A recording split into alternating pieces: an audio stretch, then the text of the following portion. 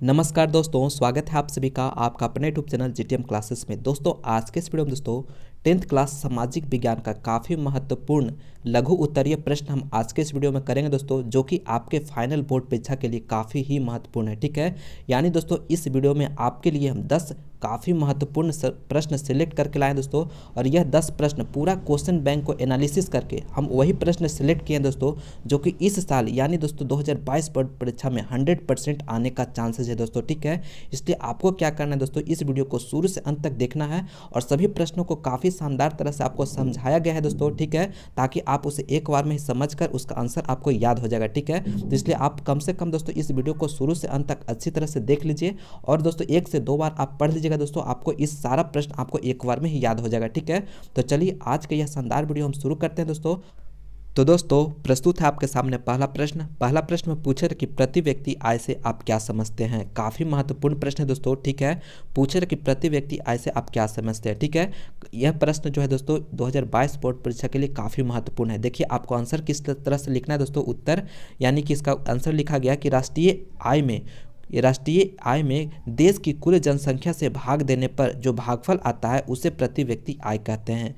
यानी दोस्तों जो किसी भी देश का जो राष्ट्रीय आय होता है, ठीक है, उसमें अगर देश का कुल जनसंख्या से अगर भाग देते हैं और जो भागफल आता है दोस्तों, उसी को हम लोग क्या कहते हैं, प्रति व्यक्ति आय कहते हैं। ठीक है, यानी दोस्तों हम लिख सकते हैं कि प्रति व्यक्ति आय बराबर राष्ट्रीय आय, यानी कि जो राष्ट्र के द्वारा जितना यानी पैसा अर्जित किया यानी आय किया गया है, ठीक है, बट्टा देश के कुल जनसंख्या, यानी यह मेरा बट्टा में है दोस्तों। ठीक है, यानी राष्ट्रीय आय जितना देश का जो है राष्ट्रीय आय है, उसमें अगर देश के कुल जनसंख्या से अगर डिवाइड कर देते हैं दोस्तों, तो हमें क्या निकल कर आता है, प्रति व्यक्ति आय आता है। ठीक है, आपको इस तरह से लिख देना था, छोटा सा डिफिनेशन लिखना है दोस्तों, और ये इस तरह से फार्मूला लिख देना है। ठीक है, और इसको आप लोग क्या कर दीजिएगा, इस तरह से अंडरलाइन कर दीजिएगा दोस्तों। ठीक है, आपको जो है कॉपी देखने में अच्छा लगेगा। ठीक है, और आपको फुल में से फुल मार्क्स आपको बैठा दिया जाएगा। ठीक है, आपको इसी तरह से लिखना है दोस्तों। ठीक है, और दोस्तों जिस भी देश का प्रति व्यक्ति आय अधिक होता है वह देश अधिक विकसित और संपन्न होता है। ठीक है, तो यह जो है एक तरह से आप समझ सकते हैं कि उस देश का जो है आर्थिक यानी उसका अर्थव्यवस्था कैसा है, उससे भी उसका भी पता चलता है प्रति व्यक्ति आय से। ठीक है दोस्तों यह प्रश्न जो है आपके फाइनल बोर्ड परीक्षा के लिए काफ़ी महत्वपूर्ण है। यानी दोस्तों इस वीडियो में जो भी प्रश्न हम सिलेक्ट करके लाए दोस्तों, यानी इस वीडियो में हम 10 प्रश्न आपको हम करवाने वाले हैं दोस्तों, जो कि फाइनल बोर्ड परीक्षा के लिए काफ़ी महत्वपूर्ण है। इस 10 प्रश्न में से आपके फाइनल बोर्ड परीक्षा में 5 से 6 प्रश्न दोस्तों हूबहू लड़ेगा दोस्तों। ठीक है, इसलिए आप लोग क्या करिए दोस्तों, इस वीडियो को शुरू से अंत तक देखिए, सभी प्रश्नों को काफ़ी अच्छा तरह से समझाया हुआ है, ताकि आपको एक बार में समझ जाइएगा और उसका आंसर समझ कर अपने आप से यानी खुद से लिखने को कोशिश करिएगा दोस्तों। ठीक है, और अच्छी तरह से याद कर लीजिएगा। ठीक है, मेरा अगला प्रश्न है दोस्तों दूसरा नंबर प्रश्न में पूछे जा रहा है कि खूनी रविवार क्या है। काफ़ी महत्वपूर्ण प्रश्न है दोस्तों आपके फाइनल बोर्ड परीक्षा के लिए, आप लोग इसे अच्छी तरह से याद करके रखिएगा, इस साल के लिए काफ़ी महत्वपूर्ण है। ठीक है, देखिए दोस्तों आपको आंसर लिखना है कि सन 1905 ईस्वी में रूस और जापान में युद्ध हुआ, जिसमें रूस की बुरी तरह से पराजय हुई। यानी दोस्तों 1905 ईस्वी में रूस और जापान के बीच जो है युद्ध हुआ था। ठीक है, जिसमें रूस का जो है बुरी तरह से पराजय यानी हार हुआ। ठीक है, इस पराजय से रूस का आर्थिक यानी हालात खराब हो गए। यानी दोस्तों युद्ध होगा तो वहाँ का जो उस देश का जो है आर्थिक स्थिति खराब हो जाता है, क्योंकि उसमें बहुत सारा पैसा खर्च होता है दोस्तों युद्ध में। ठीक है, और रूस के लोगों के पास खाने के लिए कुछ नहीं था, यानी रूस के लोगों के पास खाने के लिए कुछ नहीं बचा। ठीक है, और 1905 ईस्वी में लोगों के एक समूह रोटी दो नारे के साथ सड़क पर प्रदर्शन करते हुए सेंट पीटर्सबर्ग स्थित महल की ओर जाने लगे। उसी वक्त जो है जार का जो सेना था दोस्तों, यानी जो उस टाइम जो सेना था दोस्तों जार का, यानी जार शासन था उस टाइम दोस्तों रूस में, तो उसका जो सेना था उस निहत्थे लोग जो प्रदर्शन कर रहे थे दोस्तों, ठीक है, यानी जो वहाँ पे प्रदर्शन कर रहे थे सड़क पर जो भी यानी रूस के लोग, उस पर जो है निहत्थे लोगों पर गोलियाँ चला दिया गया। किसके द्वारा, तो रूसी सैनिक के द्वारा। ठीक है, यानी जो रूसी जो जार था दोस्तों, जार का जो सेना था उसके द्वारा। ठीक है, गोलियाँ चला दी गए जिससे हजारों लोग मारे गए दोस्तों। ठीक है, यानी कि उससे जो है गोलियाँ चलाए जिससे हजारों लोग मारे गए। उस दिन रविवार था, यानी कि उस दिन तो उस दिन का जो यानी कि दिन था दोस्तों वह रविवार था, इसलिए उस तिथि को खूनी रविवार के नाम से जाना जाता है। ठीक है, यानी कि उस दिन रविवार था दोस्तों, इसीलिए उस तिथि को जो है खूनी रविवार के नाम से जाना जाता है। बस दोस्तों आपको इतना ही लिखना था। इस तरह से सटीक आंसर आपको अगर अपना लैंग्वेज में भी लिख दीजिएगा दोस्तों, आपको फुल में से फुल मार्क्स जरूर से जरूर मिलेगा। ठीक है, और यह भी है दोस्तों हम काफ़ी एनालिसिस करके एकदम सटीक आंसर आपके लिए हम लिख कर लाए हैं, ताकि अगर आप लिख देते हैं इस तरह से तो आपके बोर्ड परीक्षा में जो एग्जामिनर कॉपी चेक करेगा वो फुल में से फुल मार्क्स आपको जरूर से जरूर देगा। ठीक है, आप लोग इसी तरह से लिखिएगा। ठीक है, यानी दोस्तों इसमें क्या लिखा हुआ था कि 1905 ईस्वी में रूस और जापान में युद्ध हुआ, जिससे जो है रूस का आर्थिक स्थिति खराब हो गया था और वहाँ के लोगों के पास खाने के लिए कुछ नहीं बचा, इसलिए यानी वहाँ का जो जार था दोस्तों, यानी वहाँ का जो शासक था उसके विरुद्ध प्रदर्शन करने लगे वहाँ के लोग। ठीक है, और उसी प्रदर्शन जो कर रहे थे उसी पर जो है वहाँ के सेना जो था, जार का जो सेना था दोस्तों, उस निहत्थे लोगों पर गोलियां चला दिया, जिससे कि हजारों लोग मारे गए। ठीक है, और वह जो दिन था दोस्तों रविवार था। ठीक है, इस तरह से आपको कहानी की तरह आपको याद कर लेना है, ताकि जो है आपको वह याद यानी भूले नहीं। ठीक है, और इसी तरह से लिखिएगा, आपको जो है यानी फुल में से फुल मार्क्स जरूर से जरूर मिलेगा। मेरा अगला प्रश्न है तीसरा नंबर प्रश्न में पूछा जा रहा है कि दांडी यात्रा का क्या उद्देश्य था। काफ़ी महत्वपूर्ण प्रश्न है दोस्तों आपके फाइनल बोर्ड परीक्षा के लिए। देखिए, आपको आंसर लिखना है दोस्तों कि गांधी जी ने 12 मार्च 1930 ईस्वी को वे अपने 78 सहयोगियों के साथ साबरमती आश्रम से दांडी यात्रा या नमक यात्रा पर निकले। दांडी पहुंचकर 6 अप्रैल 1930 ईस्वी को उन्होंने समुद्र के पानी से नमक बनाकर नमक कानून को भंग कर दिया।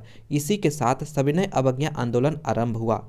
यह आंदोलन शीघ्र ही पूरे देश में फैल गया और दांडी यात्रा का उद्देश्य सविनय अवज्ञा आंदोलन को शुरू करना था। बस दोस्तों आपको इतना ही लिखना था। यानी दोस्तों दांडी यात्रा का जो उद्देश्य था दोस्तों वो क्या था, देखिए आपको साफ साफ यहाँ लिखा गया दोस्तों कि दांडी यात्रा का जो उद्देश्य था दोस्तों वो क्या था, सविनय अवज्ञा आंदोलन को शुरू करना। और कब से कब शुरू हुआ था दोस्तों, गांधी जी जो थे वह यानी कि साबरमती आश्रम से कब से, यानी 12 मार्च 1930 से 78 सहयोगियों के साथ, ठीक है 78 सहयोगियों के साथ साबरमती आश्रम से दांडी यात्रा का पर निकले थे। ठीक है, और वहाँ दांडी कब पहुँचे तो 6 अप्रैल 1930 ईस्वी को। डेट लिखना बहुत ही जरूरी है दोस्तों। ठीक है, क्योंकि दोस्तों डेट लिखते हैं तो वहाँ पे जो है आपको एग्जामिनर के सामने आपका एक्सप्रेशन अच्छा बैठता है। ठीक है, वहाँ पे आपको फुल में से फुल मार्क्स देने का चांसेस ज़्यादा बन जाता है। ठीक है, इसलिए आप लोग डेट जरूर से जरूर याद रखिएगा। और यह ऑब्जेक्टिव के लिए भी काफ़ी महत्वपूर्ण है, आप लोग इसे अच्छी तरह से याद रखिएगा, तभी तो ऑब्जेक्टिव भी आप सही करिएगा। ठीक है, तो वहाँ पर पहुँच कर क्या किया, नमक के जो पानी था दोस्तों, समुद्र के यानी कि समुद्र का जो पानी था दोस्तों, उससे जो है नमक बनाकर नमक कानून को भंग कर दिए। ठीक है, और इसी प्रकार जो है सविनय अवज्ञा आंदोलन शुरू हो गया। तो बस आपको इसका उद्देश्य क्या था, तो सविनय अवज्ञा आंदोलन को शुरू करना था। ठीक है, आपको इतना इस तरह से लिख देना था। तो यही उद्देश्य था दोस्तों दांडी यात्रा का। ठीक है, तो आपको इस तरह से लिख दीजिएगा दोस्तों। तो आपको यह जो अपना लैंग्वेज में भी अपना जरूरी नहीं कि आप इसी लैंग्वेज में लिखें, आप इस चीज़ को समझ लीजिए और किसी भी तरह से आप अच्छा ढंग से लिख दीजिएगा, आपको फुल में से फुल मार्क्स जरूर से जरूर मिलेगा। चलिए अब अगला प्रश्न देखते हैं। और हाँ दोस्तों, अगर आप अभी तक हमारे इस वीडियो को लाइक नहीं किए दोस्तों, तो प्लीज़ आप इस वीडियो को लाइक जरूर करिएगा और इस वीडियो को अपने दोस्तों में ज़्यादा से ज़्यादा शेयर भी जरूर करिएगा दोस्तों। ठीक है, जितना हो सकता है दोस्तों आप इस वीडियो को अपने दोस्तों में शेयर करिए, ताकि इस वीडियो को देखकर उन्हें भी कुछ मदद मिले। ठीक है, और चैनल को अभी तक सब्सक्राइब नहीं किए दोस्तों, तो प्लीज़ आप चैनल को सब्सक्राइब भी जरूर कर लीजिएगा। ठीक है, आगे भी और भी अच्छे वीडियो लाने वाले हैं आपके फाइनल बोर्ड परीक्षा के लिए, तो चैनल को सब्सक्राइब करके जरूर रखिए, ताकि जो है आपका बोर्ड परीक्षा में अच्छा तैयारी कर सके, बोर्ड परीक्षा का अच्छा तैयारी कर सके। ठीक है, चलिए अब अगला प्रश्न देखते हैं। चौथा नंबर प्रश्न काफी महत्वपूर्ण प्रश्न है दोस्तों, इस साल के लिए पूछा जा रहा है कि हरित क्रांति से आप क्या समझते हैं दोस्तों, हरित क्रांति से आप क्या समझते हैं, काफी महत्वपूर्ण प्रश्न है दोस्तों। ठीक है, देखिए आपको आंसर लिखना है दोस्तों कि हरित क्रांति की शुरुआत भारत में सन 1967 से 68 ईस्वी में हुई थी। यानी दोस्तों हरित क्रांति की जो शुरुआत हुआ था दोस्तों वह भारत में 1967-68 ईस्वी में हुई थी। ठीक है, और हरित क्रांति का जनक प्रोफेसर नॉर्मन बोरलॉग को माना जाता है। यानी दोस्तों विश्व में जो हरित क्रांति सर्वप्रथम हुआ था दोस्तों, उसका जो जनक थे वह नॉर्मन यानी कि प्रोफेसर नॉर्मन बोरलॉग माना जाता है। ठीक है, और भारत के लिए जो हरित क्रांति के जो जनक है दोस्तों वह MS स्वामीनाथन है। ठीक है, इसके अंतर्गत कृषि में आधुनिक तकनीक, रासायनिक खाद, उर्वरक, उन्नत बीजों, आधुनिक सिंचाई व्यवस्था इत्यादि के उपयोग से फसल उत्पादन में काफ़ी वृद्धि हुई। यानी दोस्तों हरित क्रांति में क्या क्या होने लगा, तो दोस्तों आधुनिक यानी कृषि यंत्र यानी आधुनिक तकनीक का उपयोग किया जाने लगा, रासायनिक खाद उर्वरक का प्रयोग किया जाने लगा, और उन्नत बीजों यानी कि हाइब्रिड बीजों का प्रयोग किया जाने लगा। ठीक है, किया जाने लगा, और आधुनिक सिंचाई व्यवस्था यानी सिंचाई व्यवस्था में इंक्रीजमेंट हुआ दोस्तों। ठीक है, जिससे क्या हुआ कि फसल का जो उत्पादन होने लगा वो उसमें काफ़ी वृद्धि हुई। ठीक है, जिसके कारण जो है जिसके कारण यानी हरित क्रांति के फलस्वरूप गेहूं, गन्ना, मक्का, बाजरा आदि फसलों के प्रति हेक्टेयर उत्पादन में काफ़ी वृद्धि हुई। ठीक है, यानी ये सभी यानी गन्ना हो गया दोस्तों, गेहूं हो गया, मक्का हो गया, बाजरा हो गया, ये सभी फसल के उत्पादन जो है प्रति हेक्टेयर में काफ़ी वृद्धि हुई। ठीक है, बस आपको इतना ही लिखना था। यानी हरित क्रांति से आप क्या समझते हैं? तो दोस्तों भारत के लिए जो इसका जनक थे वह MS स्वामीनाथन थे, और विश्व के लिए पूछा जाएगा दोस्तों तो नॉर्मन बोरलॉग थे। ठीक है, और कब शुरू हुआ? तो 1967-68 में हुआ। ठीक है, और इसमें क्या क्या चीज़ में वृद्धि हुआ? तो यानी खाद्यान्न फसलों में है दोस्तों, वह कैसा, यानी कि गेहूं हो गया, मक्का, बाजरा, गन्ना, ये सभी में जो है प्रति हेक्टेयर में काफ़ी वृद्धि हुई। ठीक है, बस आपको इतना ही लिखना था दोस्तों। काफ़ी महत्वपूर्ण प्रश्न दोस्तों। ठीक है, अच्छी तरह से आप लोग इसे याद रखिएगा ताकि आप इसी तरह से आंसर लिखिएगा दोस्तों, ताकि जो है आपका एग्जामिनर जो कॉपी चेक करे वो फुल में से फुल मार्क्स आपको बैठा सके। चलिए अब अगला प्रश्न देखते हैं दोस्तों। और हाँ दोस्तों, अगर अभी तक हमारे इस यूट्यूब चैनल GTM क्लासेस को अभी तक सब्सक्राइब नहीं किए हैं तो प्लीज़ चैनल को सब्सक्राइब जरूर से जरूर कर लीजिएगा। चलिए अगला प्रश्न दोस्तों, अगला प्रश्न भी काफ़ी महत्वपूर्ण प्रश्न है दोस्तों। इस साल के लिए पूछा जाए कि वस्तु विनिमय प्रणाली से को परिभाषित करें। यानी दोस्तों वस्तु विनिमय प्रणाली है उसको आपको परिभाषित करना, यानी उसका परिभाषा बताना है। देखिए आपको आंसर लिखना है दोस्तों कि वस्तु विनिमय का एक महत्वपूर्ण और अति प्राचीन काल से प्राचीन स्वरूप है। यानी दोस्तों वस्तु विनिमय है जो दोस्तों वह विनिमय का एक महत्वपूर्ण और अति प्राचीन काल से प्रचलित स्वरूप है। ठीक है, यानी दोस्तों वस्तु विनिमय जो है एक प्रणाली था। ठीक है, और क्या क्या देखिए इसमें बताया गया आगे कि वस्तु विनिमय प्रणाली उस प्रणाली को कहा जाता है जिसमें एक वस्तु के बदले दूसरी वस्तु का आदान प्रदान होता है। यानी दोस्तों अगर एक वस्तु के बदले दूसरे बदले को अगर वस्तु को यानी उसके बदले बदल लिया जाए तो उसी को जो है वस्तु विनिमय प्रणाली कहते हैं। अर्थात किसी एक वस्तु के किसी दूसरे वस्तु के साथ बिना मुद्रा, या यहाँ पे ये लिखना बहुत जरूरी है दोस्तों। ठीक है, यानी बिना मुद्रा के प्रत्यक्ष रूप से लेन देन वस्तु विनिमय प्रणाली कहलाता है। ठीक है, यानी इसमें मुद्रा का कोई भी यानी कि उसका मुद्रा का कोई भी काम नहीं होता है दोस्तों, बस क्या एक वस्तु से दूसरी वस्तु में बदल दिया जाता है, उसी को जो है वस्तु विनिमय प्रणाली कहते हैं। आप ऐसे समझिए दोस्तों, अगर आपको कहने का मतलब आप गांव में रहते हैं। ठीक है, गांव में दोस्तों अगर आप यानी कि आप समझिए कि आप ना क्या गेहूँ आपका यानी घर में है। ठीक है, गेहूँ आपका घर में है। ठीक है, और आपको जो है और किसी दूसरे घर में जो है आपको चावल वहाँ पे है। ठीक है, तो दोस्तों आपको चावल का ज़रूरत है। ठीक है, और उसको जो है गेहूं का ज़रूरत है, तो अपना दोनों का जो है अपना जो गेहूं चावल है दोनों एक दूसरे में बदल लीजिए। यही हो गया दोस्तों वस्तु विनिमय प्रणाली। ठीक है, यानी आपको जो है चावल का आवश्यकता था तो वह चावल मिल गया, उसको जो गेहूं का आवश्यकता था तो उसको गेहूं मिल गया। ठीक है, समझ रहे हैं दोस्तों, आपको यही जो हो गया वस्तु विनिमय प्रणाली। इसमें मुद्रा का कोई काम हुआ नहीं, मुद्रा इसमें कोई भी कहीं ज़रूरत नहीं है। बस यहाँ पे जो एक वस्तु आपके पास है और दूसरा वस्तु जो उसके पास है, दोनों को एक दूसरे में हस्तांतरित यानी अदला बदली हो जाता है, यही जो हो जाता है वस्तु विनिमय प्रणाली होता है। ठीक है, तो आपको इस तरह से आंसर लिख देना है दोस्तों, आपको फुल में से फुल मार्क्स जरूर से जरूर मिलेगा। चलिए अगला प्रश्न अब देखिए, छठा नंबर प्रश्न भी काफ़ी महत्वपूर्ण प्रश्न है। पूछा जाए कि राजनीतिक दल की परिभाषा दे। दोस्तों राजनीतिक दल की परिभाषा आपको देना है। ठीक है, देखिए दोस्तों आपको किस तरह से लिखना है कि राजनीतिक दल का आशय ऐसे व्यक्तियों की किसी भी समूह से है जो एक समान उद्देश्य की प्राप्ति के लिए कार्य करता है। यानी दोस्तों राजनीतिक दल जो है ऐसे व्यक्तियों का किसी समूह से है, यानी यह समूह है दोस्तों। ठीक है, राजनीतिक दल जो है क्या है, एक समूह है जो समान उद्देश्य की प्राप्ति के लिए जो है कार्य करता है। यदि उस दल का उद्देश्य राजनीतिक कार्यकलापों से संबंधित होता है तो उसे हम राजनीतिक दल कहते हैं। यानी दोस्तों जो राजनीतिक कार्यकलाप यानी राजनीतिक से रिलेटेड जो भी कार्य यानी कि कार्यकलाप होता है दोस्तों उससे संबंधित होना चाहिए उस समूह का कार्य। ठीक है, तो उसी को जो है हम लोग राजनीतिक दल कहते हैं। किसी भी राजनीतिक दल में व्यक्ति एक समान उद्देश्य की प्राप्ति के लिए एकजुट होते हैं, जैसे मतदान करना, चुनाव लड़ना, नीतियां एवं कार्यक्रम तय करना इत्यादि। ठीक है, यानी आदि। इस तरह का जो है आपको डिफिनेशन देना था राजनीतिक दल का। यह भी इस साल के लिए काफ़ी महत्वपूर्ण प्रश्न है दोस्तों, आप लोग अच्छी तरह से इसे याद रखिएगा। दोस्तों इस वीडियो में जो भी प्रश्न हम सेलेक्ट करके लाएं दोस्तों काफ़ी महत्वपूर्ण प्रश्न है दोस्तों। ठीक है, इसलिए आप सभी को अच्छी तरह से याद कर लीजिएगा, क्योंकि दोस्तों ये सब प्रश्न आपके फाइनल बोर्ड परीक्षा में 100% लड़ेगा दोस्तों। ठीक है, और काफ़ी सटीक आंसर लिखा गया है। आपको इस तरह से लिख दीजिएगा ना दोस्तों, तो आपका कॉपी में जो एग्जामिनर कॉपी चेक करेगा वो फुल में से फुल मार्क्स जरूर से जरूर देगा। ठीक है, तो चलिए और हाँ दोस्तों, अगर आप मेरा और भी दूसरे सब्जेक्ट का कहने का मतलब साइंस का लघु उत्तरीय प्रश्न देखना चाहते हैं, ठीक है, सब्जेक्टिव प्रश्न देखना चाहते हैं, मैथ का देखना चाहते हैं, संस्कृत का देखना चाहते हैं, तो आपको लिंक डिस्क्रिप्शन में मिलेगा दोस्तों, वहाँ पर जाकर आप लोग जरूर से जरूर देखिएगा। ठीक है, और नहीं तो आप हमारे चैनल के प्लेलिस्ट भी बना हुआ है दोस्तों, वहाँ पर जाकर भी आप लोग जाकर देख सकते हैं। ठीक है, चलिए अब अगला प्रश्न देखते हैं। और हाँ दोस्तों, इस वीडियो को जितना हो सकता है दोस्तों, ठीक है, अपने दोस्तों में एकदम पूरे जगह इसको शेयर करिएगा। ठीक है, मेरा अगला प्रश्न है दोस्तों 7वां नंबर प्रश्न में पूछा जा रहा है कि जल संसाधन के क्या उपयोग है। काफ़ी महत्वपूर्ण प्रश्न है दोस्तों। देखिए आपको आंसर लिखना है दोस्तों कि जल संसाधन के मुख्य उपयोग निम्नलिखित है। यानी दोस्तों जल संसाधन का मुख्य उपयोग निम्नलिखित है। ठीक है, पहला उपयोग क्या है दोस्तों कि फसलों के सिंचाई में, यानी फसलों के सिंचाई में जो है दोस्तों जल का उपयोग किया जाता है।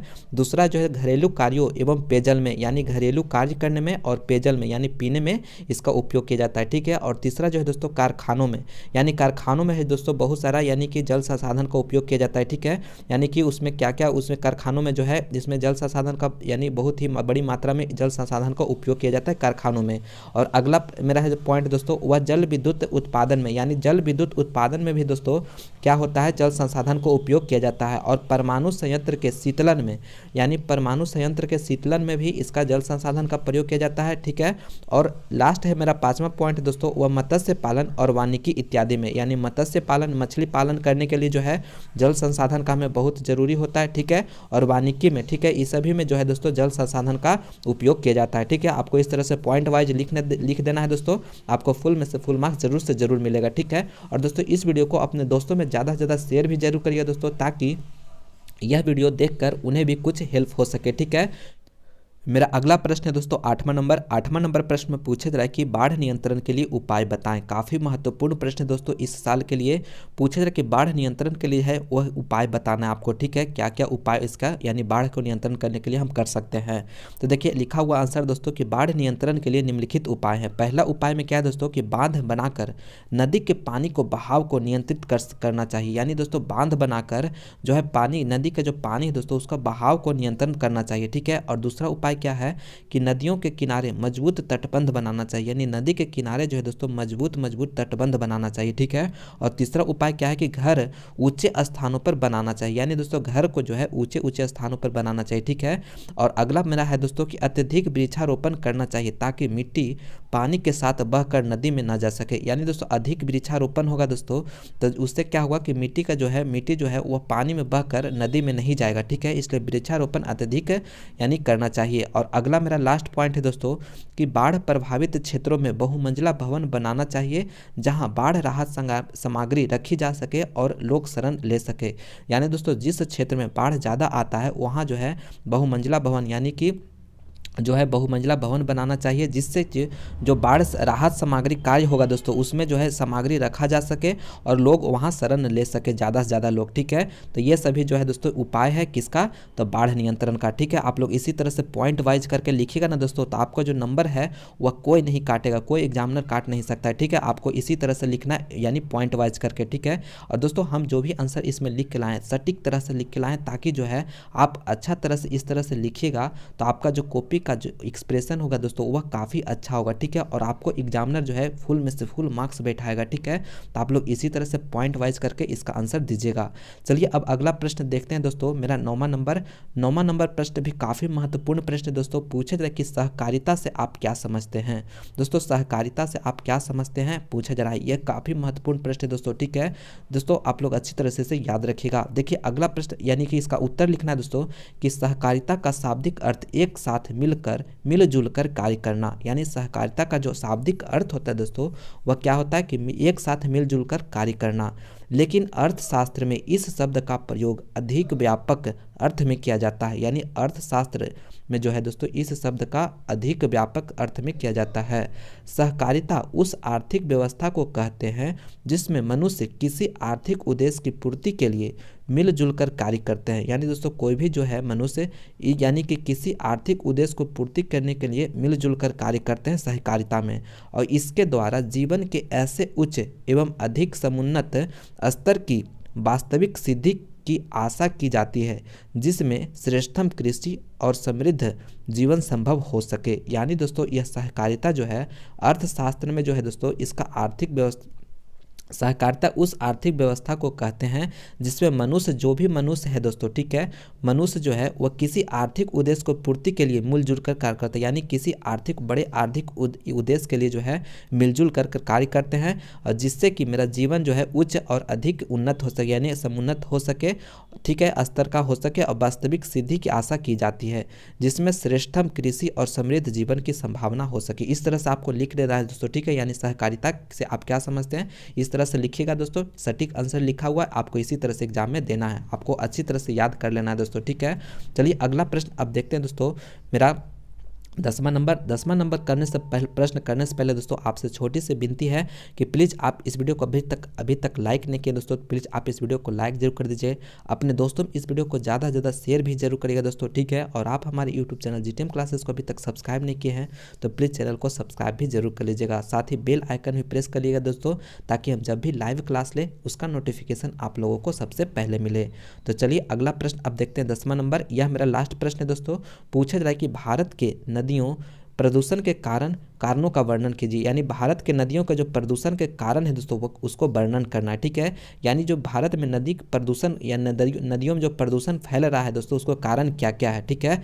तो देखिए नदियों के जल प्रदूषित होने के प्रमुख कारण निम्नलिखित है, यानी जो नदियों में जल का प्रदूषण है उसका निम्नलिखित कारण क्या क्या है। देखिए पहला पॉइंट में लिखा गया है दोस्तों कि औद्योगिक अपशिष्टों को नदियों में गिराया जाना, यानी औद्योगिक यानी जो भी बड़े बड़े कल कारखाने हैं दोस्तों उससे जो अपशिष्ट निकलता है, ठीक है, यानी उसमें कूड़ा कचरा जो निकलता है दोस्तों वह क्या किया जाता है, उसको नदियों में ही गिरा दिया जाता है, ठीक है। तो यह जो है नदी प्रदूषण का प्रमुख कारण है। और दूसरा क्या है कि शहरी मल जल एवं कचरे को नदियों में गिराया जाना, यानी दोस्तों जितना भी बड़ा बड़ा शहर है दोस्तों, जितना नली नाली जो होता है दोस्तों सारा क्या होता है कि उसको बहाकर नदियों में यानी कि नदियों में ही कर दिया जाता है, ठीक है, जिससे जो है दोस्तों भारत के नदियाँ जो है प्रदूषित होता जा रहा है, ठीक है। तो यही जो है प्रमुख कारण है किसका, भारत के नदियों का प्रमुख प्रदूषण का कारण है, ठीक है। क्या क्या है कि औद्योगिक अपशिष्ट जो है नदियों में गिराया जा रहा है और जो शहरी मल जल है, ठीक है, कचरे का है उसको जो है नदियों में गिराया जा रहा है, ठीक है। इसी के कारण जो है भारत के नदियाँ प्रदूषित होते जा रहा है दोस्तों, ठीक है। तो फाइनली दोस्तों आज के इस वीडियो में दोस्तों आपको 10 काफ़ी महत्वपूर्ण प्रश्न बताएं दोस्तों सोशल साइंस का यानी सामाजिक विज्ञान का, ठीक है। और इस 10 प्रश्न में से दोस्तों, ठीक है, आपके बोर्ड परीक्षा में 5 से 6 प्रश्न दोस्तों 100% लड़ेगा ही लड़ेगा दोस्तों, ठीक है। आपका यह मेरा 100% गारंटी है, ठीक है। तो इसलिए आपको क्या करना है कि सभी प्रश्नों को आप अच्छी तरह से याद कर लीजिएगा दोस्तों, क्योंकि यह प्रश्न जो करवाएं 100% लड़ने वाला प्रश्न है। क्योंकि दोस्तों अब समय बहुत ही कम बचा हुआ है, इसलिए आपके लिए हम यानी कि सबसे महत्वपूर्ण प्रश्न ही आपको प्रोवाइड करा रहे हैं, ठीक है। तो चलिए दोस्तों मैं उम्मीद करता हूं कि यह वीडियो आपको पसंद आया होगा, तो प्लीज़ आप इस वीडियो को लाइक करें, अपने दोस्तों में ज़्यादा से ज़्यादा शेयर करें, और आप हमारे यूट्यूब चैनल जीटीएम क्लासेस को अभी तक सब्सक्राइब नहीं किए हैं तो प्लीज़ चैनल को सब्सक्राइब भी जरूर कर लीजिएगा। और दोस्तों अगर आप इसका PDF चाहते हैं दोस्तों, PDF लेना चाहते हैं तो आप हमारे टेलीग्राम चैनल, ठीक है, यानी टेलीग्राम पर जाइए और जीटीएम क्लासेस लिखिए दोस्तों, वहाँ पे हमारा चैनल आएगा, वहाँ पर आपको इसका PDF जो है हम आपको प्रोवाइड करा देंगे, ठीक है। और भी जो भी इंपॉर्टेंट PDF होता है दोस्तों वहाँ पे हम प्रोवाइड कराते रहते हैं, ठीक है। तो आप लोग वहाँ पे जुड़ जाइएगा, वहाँ पे आपको जो है PDF इसका मिल जाएगा। तो चलिए मिलते हैं हम अगले वीडियो में, इसी तरह से आप लोग मन लगा कर पढ़ाई करते रहिए। जय हिंद, जय भारत।